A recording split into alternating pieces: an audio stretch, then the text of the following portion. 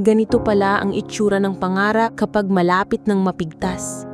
Hindi palasyo, hindi salamin, kundi kwarto. Masikip, mainit, tahimik. Dito naglalaban ang lakas ng loob at pagod na pag-asa. Bawat sulok may kwento. Isang kahong puno ng pasalubong. Isang litrato ng mga anak na matagal nang niyakap sa panaginip lang. Sa katahimikan, naririnig ang tanong, hanggang kailan ganito? Pero walang sumasagot. At sa gitna ng lahat, isang OFW na pilit tumatawa kahit gusto nang umiyak.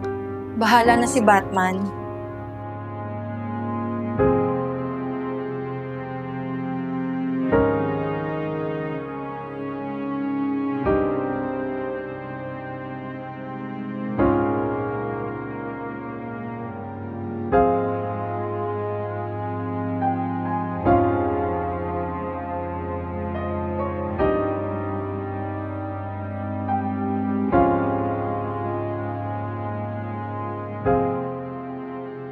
Kayo muna ang bahala.